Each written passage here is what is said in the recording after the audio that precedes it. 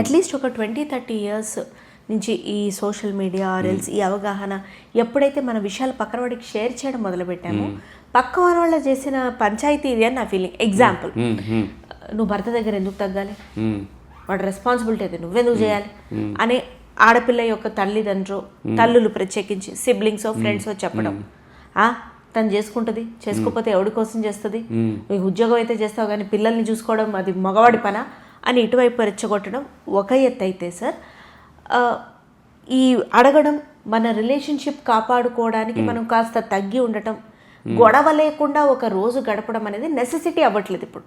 నేను ఇలాగే ఉంటా, నేనెందుకు ప్లీజింగ్గా అడగాలి, ఆ మాత్రం అర్థం చేసుకోరా, తన నేచర్ ఏదైనా నేను ఇలాగే ఉంటా అని అనుకోవడం అనేది బాగా ఎక్కువైపోయింది అనేది నా ఉద్దేశం.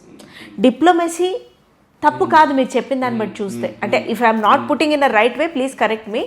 డిప్లొమసీ అనేది తప్పు కాదు ఇన్ రిలేషన్షిప్. 100% మీరు చెప్పారు, 100% రైట్, వెరీ రియలిస్టిక్. అవునా? ఇక్కడ ఒకటి నేను చెప్పాలండి, ఇక్కడ ఎదుటి వాళ్ళు పక్క వాళ్ళు అంటే మన లైఫ్ పార్ట్నర్ని కావచ్చు మనని కావచ్చు పక్క వాళ్ళు మ్యానిపులేట్ చేస్తున్నారు, మనం మ్యానిపులేట్ అవుతున్నామంటే మ్యానిపులేట్ అవుతున్నామంటే ప్రాబ్లం వాళ్ళది కాదు మనది.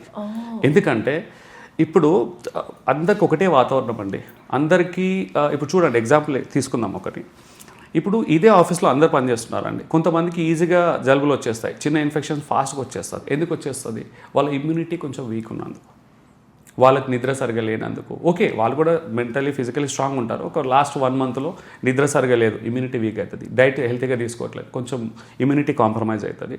సో ఎప్పుడైతే మన ఇమ్యూనిటీ వీక్ ఉంటుందో ఎలాంటి చిన్న ఇన్ఫెక్షన్ అయినా మనం ఈజీగా అటాక్ చేస్తుంది, మనం సిక్ అయిపోతాం. ఇక్కడ కూడా ఇమోషనల్గా ఎవరైతే ఇమోషనల్ ఎంప్టీనెస్తో జీవిస్తారో,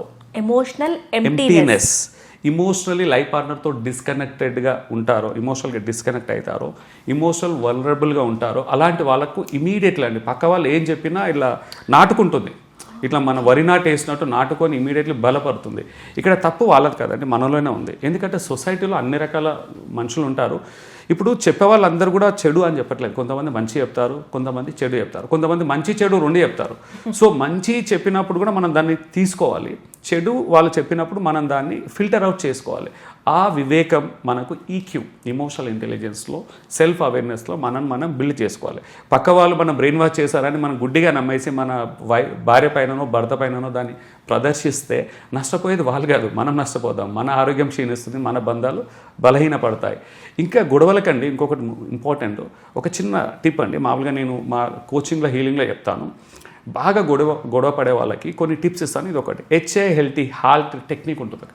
హాల్ట్ టెక్నిక్ ఎలాంటి సెన్సిటివ్ టాపిక్ అని, ఈవెన్ ఇమోషనల్లీ ఇంటెలిజెంట్ ఉన్నవాళ్ళు కూడా, ఓపిక ఉన్నవాళ్ళు కూడా, సద్గురు లాంటి ఓపిక ఉన్న వాళ్ళతో కూడా ఇది మనం ఉపయోగించాలి. ఎప్పుడైతే మనము H అంటే ఎప్పుడైతే మనం హంగ్రీగా ఉంటాం, ఆకలితో ఉంటామో, A ఫర్ యాంగ్రీ కోపంగా ఉంటామో, ఓకే. L అనేది లోన్లీగా ఫీల్ అవుతాం, బాగా డిప్రెస్గా ఉంటాము. T అనేది బాగా టైట్గా ఉంటాం, అలసిపోయి ఉంటాం భౌతికంగా. ఈ సందర్భాల్లో మనం సెన్సిటివ్ టాపిక్స్ ఎప్పుడు మాట్లాడకూడదు, గొడవపడే టాపిక్స్ని ఎప్పుడు తీయకూడదు. హంగ్రీగా ఉన్నప్పుడు, యాంగ్రీగా ఉన్నప్పుడు, లోన్లీగా ఉన్నప్పుడు, టైర్డ్గా ఉన్నప్పుడు. ఎందుకంటే మన బ్రెయిన్ ఏంటంటే ఎప్పుడైతే మనం ఆకలిగా ఉన్నా టైర్డ్గా ఉన్నా, ఈ 2 విషయాలలో బ్రెయిన్ కంప్లీట్గా గ్లూకోజ్ లెవెల్ తగ్గిపోయి టైర్డ్గా ఉంటుంది. ఆ టైంలో బాగా ఇరిటేటింగ్గా ఉంటుందండి, మైండ్ ఇరిటేటింగ్ ఉంటుంది. ఎంత వివేకం ఉన్నా, ఎంత మెచ్యూరిటీ ఉన్నా, బయలాజికల్గా బాడీ సపోర్ట్ చేయండి ఇంకేం చేయలేము. ఇప్పుడు చూడండి, మనం ఆకలి ఒక పూట అన్నం తినకుండా బరువు లేపలేము, మనకి ఇంటెన్షన్ ఉంది లేపాలని, రోజు చేసే పనులు కూడా చేయలేం. ఒక రోజు సిక్ అవుతాం, మనం బాడీ వీక్ అయింది, చేయలేం. సో బయాలజీ సపోర్ట్ చేయదు భౌతికంగా. అందుకే కొన్ని సెన్సిటివ్ టాపిక్స్, ఇప్పుడు భర్త ఆఫీస్ నుంచి ఇంటికి వచ్చాడు అలసిపోయి, ఇమీడియట్లీ స్టార్ట్ చేయొద్దు, ఇదేమైంది అదేమైంది అది.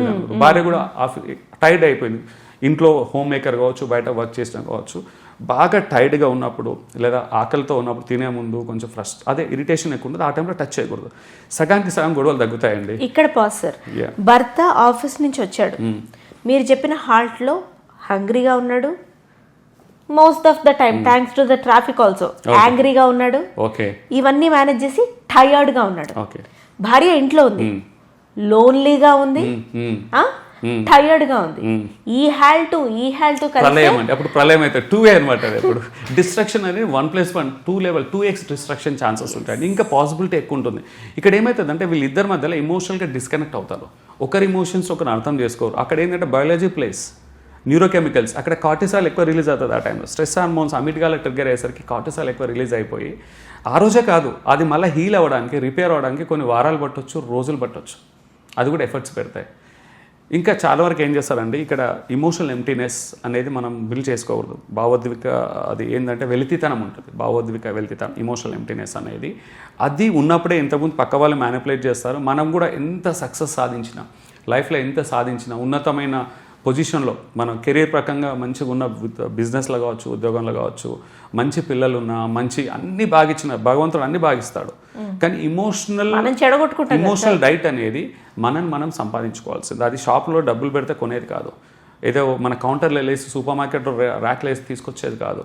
మన కాన్ఫిడెన్స్ మనమే బిల్డ్ చేసుకోవాలి. మన ఆరోగ్యం కూడా అండి, ఇప్పుడు మనము తిన్నది మనమే అరిగించుకోవాలి. మన గట్ బ్యాక్, మన డైజెస్టివ్ సిస్టమ్ అరిగించుకోవాలి. మన పుషర్స్, మన చెమటలు మనమే కాచాలి. కొన్ని లైఫ్లో కొన్ని చాలా ఇంపార్టెంట్ అమూల్యమైన ప్రెషియస్ థింగ్స్ అనేవి ఎవరు హెల్ప్ చేయలేరండి.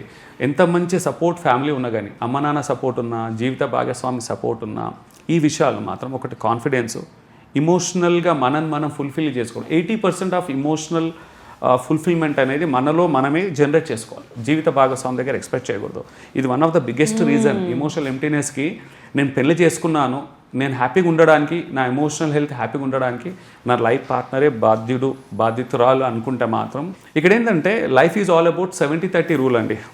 70% మన కంట్రోల్లో ఉంటాయి. I always teach my couples in healing session. 70% అన్నీ మన కంట్రోల్లో ఉంటాయి. మనం ఏ బట్టలు వేసుకోవాలి, ఏ ఫుడ్ తినాలి, ఎలా ఉండాలి, మనం స్వతహాగా మనం డిసైడ్ చేయొచ్చు. 30% మన చేతిలో ఉండవు. అదేంటంటే ఇప్పుడు ఏంటంటే మన నేబర్స్ ఎలా ఉంటారు, మన పేరెంట్స్ ఎవరు అనేది మనం డిసైడ్ చేయం. It's a blessing. మనం ఏ ప్లేస్లో పుట్టాలో మన చేతిలో ఉండదు. మన లైఫ్ పార్ట్నర్ ఎలా బిహేవ్ చేయాలనేది కూడా మన చేతిలో ఉండదు. ఎందుకంటే వాళ్ళని కంప్లీట్గా మార్చలేం. కొంతవరకు మనం అలైన్ అవ్వచ్చు తప్ప మార్చలేం. అలైన్మెంట్ అనేది రెండు వైపుల ఎఫర్ట్, అది అలైన్ అవ్వచ్చు. ఆ వ్యక్తిత్వాలు ఎవరు వాళ్ళకి యూనిక్గానే ఉంటాయి, 100% మారాలి. నేను చెప్పేది కాదండి, సైంటిఫిక్ స్టడీ చెప్తున్నాయి. 69% జాన్ గాత్మెన్ అని ఒక అతను ఉన్నాడండి, డాక్టర్ జాన్ గాత్మెన్. తను సుదీర్ఘంగా రీసెర్చ్ చేశాడు, మల్టిపుల్ రీసెర్చ్ చెప్తున్నాయి. 69% ప్రాబ్లమ్స్ అనేది లైఫ్లో సొల్యూషన్స్ ఉండవండి. ప్రాబ్లమ్స్ 69% ప్రాబ్లంకి సొల్యూషన్ ఉండదు. ఇది రీసెర్చ్ చేసే చెప్పారట. ఎగ్జాక్ట్. ఇక్కడ డాక్టర్ జాన్ గాత్మెన్, మీరు కూడా వెళ్ళి చూడండి, సుదీర్ఘంగా చేశాడు. ఆయన గురువు ఆఫ్ రిలేషన్షిప్ అండి, మ్యారిటల్ లైఫ్కి ఒక గురువు. ఎన్నో బుక్స్ రాశాడు, పెద్ద ఈజ్ లైక్ సైంటిస్ట్ అనుకోవచ్చు, గాడ్ ఫాదర్ ఆఫ్ రిలేషన్షిప్ అనుకోవచ్చు. తను చెప్పింది ఏంటంటే 69% ప్రాబ్లమ్స్ని మనము ఎలా అడాప్ట్ అవుతాము, ఎలా యాక్సెప్ట్ చేస్తాము, ఎలా అలైన్ అవుతాం అనేది ఇంపార్టెంట్. ఇప్పుడు ఎగ్జాంపుల్ తీసుకుంటాం, భార్య భర్తలో ఒకరు బాగా ఖర్చు పెడతారు లైఫ్ స్టైల్కి, ఒకరేమో కొంచెం బాగా సేవింగ్ చేస్తుంటారు. మైజర్ అనలేమో సేవింగ్ మోడ్ ఉంటుంది. So extreme opposite. ఒకరేమో బాగా ఇంట్రోవర్ట్, సోషల్గా కలవలేరు వాళ్ళు. ఒకరేమో సోషల్ లైఫ్ లేనిది జీవించలేరు, వెళ్తితనం. ఒక 2 రోజులు ఎవరిని కలవకుండా వాళ్ళకు ఇంకా ఒక వైరాగ్యం స్టేజ్కి వెళ్ళిపోతుంటారు. సో 2 ఎక్స్ట్రీమ్ పర్సనాలిటీస్ భార్య భర్తల్లోనే. ఈ పర్సనాలిటీస్ని మనం మార్చలేము. కొన్ని వ్యక్తిత్వాలు డీప్ రూటెడ్గా ఉన్న వాల్యూ సిస్టమ్, బిలీఫ్స్ ఏవైతే ఉంటాయో కొంతమంది పర్సనాలిటీస్, ఈ ప్రాబ్లమ్స్ని కొన్ని ప్రాబ్లమ్స్ మనం ఎప్పటికీ మార్చలేము. వాటిని అడాప్ట్ అవ్వాలి. ఎలా ఎగ్జాంపుల్ నేనే ఉన్నాను, నేను బాగా ఖర్చు పెడతాను అనుకుందాం. హస్బెండ్ మీరు అన్నట్టు సేవింగ్స్ మోడ్ అనుకున్నాం. ఎలా అలైన్ అవ్వచ్చు ఈ కేసులో? ఒకరేమో 2 ఎక్స్ట్రీమ్స్ ఉన్నారని, ఇద్దరు దగ్గర కొంచెం అలైన్ అవుతే ఇద్దరు మధ్య ఒక బ్రిడ్జ్ ఎలా అవుతుంది? ఇప్పుడు నేనేం చేయాలి? ఇద్దరు కలిసి ఒక అలైన్మెంట్కి రావాలండి. ఒక అలైన్మెంట్కి ఏంటంటే, ఓకే మన సంపాదన ఎంత, ఇద్దరు సంపాదిస్తున్నారా, ఒక్కరు సంపాదిస్తున్నారా కేసు. ఒక్కరు సంపాదించినా, ఇద్దరు సంపాదించినా, ఇద్దరు కూర్చొని ఫినాన్షియల్ ప్లానింగ్ చేసుకోవాలి. అక్కడ ఏంటంటే నువ్వు నాలాగానే సేవింగ్ చేయాలని పట్టుతో ఉండకూడదు ఇక్కడ లైఫ్ పార్ట్నర్. ఓకే నీ లైఫ్ స్టైల్ ఖర్చు పెట్టు, ఏది అవాయిడ్ చేయొచ్చు, ఏది ఇంపార్టెంట్, ఏది అది ఇంపార్టెంట్. ఇద్దరు కలిసి ఒక సఖ్యత, అండర్స్టాండింగ్కి రావాలి. కంప్లీట్గా ఖర్చు చేయొద్దు. ఇప్పుడు ఇంతకుముందు అనుకున్న సోషల్ లైఫ్లో కూడా నువ్వు అందరి ఫ్రెండ్స్ అందరిని ఖర్చు చేయంటే రేపొద్దున ఆ వైరాగ్యం అంతా జీవిత భాగస్వామి మీద చూస్తాడు. నేను ఎవరితో మాట్లాడుకోవడానికి ఎవరు లేరు, మా అమ్మ నాన్న దూరం చేసా, లేదా నా ఫ్రెండ్స్ దూరం అయిపోయారు, అందరు దూరం అయిపోయారు, నాకు ఏం చేయాలో తెలియట్లేదు అనేది ఎక్కువ నష్టం. మీరు చెప్పిన దాంట్లో నాకు అర్థమైంది ఏంటంటే, మన ఆడియన్స్ కూడా అర్థమైంది అలైన్మెంట్. ఎగ్జాంపుల్ భర్త బాగా సేవింగ్ అనుకుందాం, భార్య బాగా ఖర్చు పెట్టే, ఆర్ వైస్ వర్సా. ఇక్కడ నువ్వు 10,000 ఖర్చు పెట్టే దగ్గర దాన్ని మెల్లగా 5,000 కట్ డౌన్ చేయి. ఎగ్జాక్ట్లీ 5,000. తర్వాత సేవింగ్స్లో కూడా వీళ్ళని కూడా కొంచెం ఏంటంటే కంప్లీట్ డిప్రైవ్ అవ్వలేదండి. లైఫ్ అనేది చిన్నది, మొత్తం సేవింగ్ చేసి మన జీవితంలో డిప్రైవ్ అవ్వలేము. మనం కూడా కొంచెం ఎంజాయ్ చేయాలి, అది చేయాలి. ఇద్దరి మధ్యలో ఒక టర్మ్స్, వాళ్ళు ఒక స్టెప్ అప్. ఇంత సేవింగ్ బదులు ఇంత చెయ్యి, నువ్వు ఇంత ఖర్చు పెట్టే బదులు ఇంత ఖర్చు పెట్టు. ఇద్దరు తగ్గుండాలి, ఇద్దరు అండర్స్టాండింగ్, ఇద్దరు యాక్సెప్ట్ చేయాలి. తర్వాత ఇద్దరికి దానికి కట్టుబడి ఉండాలి. ఇన్వెస్ట్మెంట్ కూడా ఎక్కడ చేయాలి, ఎంత చేయాలి, ట్రాన్స్పరెన్సీ చాలా ఇంపార్టెంట్ అండి. అది భార్యాభర్తల్లో ఫినాన్షియల్ రిలేషన్షిప్స్, మనుషులతో మాట్లాడడం, ఫైనాన్షియల్ థాట్స్, ట్రాన్స్పరెన్సీ చాలా ఇంపార్టెంట్. ట్రాన్స్పరెన్సీ లేకుంటే ట్రస్ట్ అనేది బిల్డ్ అవ్వదు. ట్రాన్స్పరెన్సీ అనేది ఫినాన్షియల్స్లో కాదు, ఇంకా చాలా విషయాలు ఉంది. హెల్తీ బౌండరీస్ అని వద్దాం దాని గురించి. ఇక్కడ ఫినాన్షియల్ ఏంటంటే తెలియకుంటే ఇన్వెస్ట్మెంట్ చేశాను అనుకో, నేను ఏదన్నా చాలా రిటర్న్స్ వస్తాయి, హై రిటర్న్స్ వస్తాయని మా లైఫ్ పార్ట్నర్ తెలియకుంటే ఇన్వెస్ట్ చేశామనుకోండి, అది కాస్త బ్యాక్ఫైర్ అయ్యి మోసపోవడము, లేకుంటే మోసపోయకుండా వరల్డ్ ఇప్పుడు డిఫరెంట్ సిచ్యువేషన్స్ ఉన్నాయి ప్రపంచంలో. ఇప్పుడు మామూలుగా మార్కెట్ కండిషన్స్ ఉంటాయి, ఒక యుద్ధ వాతావరణము లేకుంటే రిసెషన్ రావడము, సడన్గా నష్టపోతారు. అప్పుడు జీవిత భాగస్వామి యాక్సెప్టెన్స్ లేకుంటే అది వాళ్ళ మధ్యలో కాన్ఫ్లిక్ట్ని ఎంత దూరం తీసుకెళ్తుందంటే అది విడాకుల వరకు, బ్రేకప్ వరకు కూడా దారి తీయొచ్చు. ఎందుకంటే ఒక్కొక్కసారి వాళ్ళని రోడ్డున పడేసే సందర్భం ఉంది. ఒక్క ఇన్వెస్ట్మెంట్ మొత్తం తాకట్టు పెట్టినట్టు అవుతుంది. చిరకాలం సంపాదించిన ఆస్తు పాస్తులు అంది.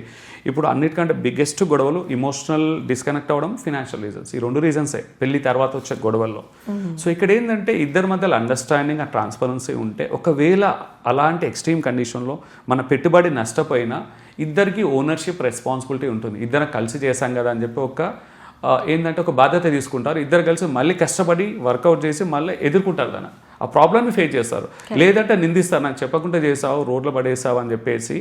ఒకవేళ మంచిగా అయితే పర్లేదు కానీ ఎప్పుడు మంచిగా అవ్వదు. ఒకవేళ మంచిగా అయినా కానీ మళ్ళీ పరిగెత్తి ఏదో ఒకటి చేయడం, ఏదో ఒక స్టాప్ వచ్చేస్తుంది ఈ కాన్ఫ్లిక్ట్ అనేది. సో ఇక్కడ ఏంటంటే ట్రాన్స్పరెన్సీ, ఇద్దరి మధ్య అండర్స్టాండింగ్, ఫినాన్షియల్ గోల్స్ పెట్టుకోవాలి. ఫినాన్షియల్ ఫ్రీడమ్ కావాల్సిన గోల్స్, లైఫ్ స్టైల్ స్పెండింగ్ ఎలా ఉండాలి. ఇప్పుడు ఎక్స్ట్రీమ్ ఖర్చు పెట్టే వాళ్ళు లైఫ్ స్టైల్కి ఎక్కువ పెట్టాలంటే జీతం సరిపోదు, సంపాదన సరిపోదు, అప్పులు చేయాల్సి వస్తుంది. సో ఇక్కడ ఏంటంటే బ్యాలెన్స్ చేస్తూ లైఫ్ స్టైల్ ఎలా ఉండాలా, ఇన్వెస్ట్మెంట్, హెల్తీ ఇన్వెస్ట్మెంట్స్ ఎలాగా, హెల్తీ స్పెండింగ్ ఎలాగా, ఫినాన్షియల్ లిటరసీ రావాలి ఇద్దరికి, అవేర్నెస్ పెంచుకొని అలైన్మెంట్ ఉంటే 50% ప్రాబ్లం సాల్వ్ అవుతుంది. ఎందుకంటే పొద్దున్న లేస్తే పడుకున్నంత వరకు ప్రతిదీ డబ్బు చుట్టే తిరుగుతుంది. మనిషి పుట్టినప్పటి నుంచి చనిపోయేంత వరకు చాలామంది ఏం చేస్తారంటే డబ్బు పైన ఒక హెల్తీ ర్యాపో ఉండదండి. నాకు రిలేషన్షిప్ ఇంపార్టెంట్, డబ్బులు అంత ఇంపార్టెంట్ కాదనుకుంటారు. డబ్బులు అనేది కూడా ఒక వ్యక్తిలాగా, ఒక స్నేహం లాంటిది, ఒక బంధం లాంటిది.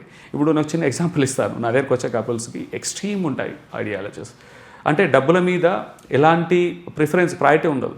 అది ఎంతవరకు దారి తీస్తుంది అనేది మీరు చూడండి.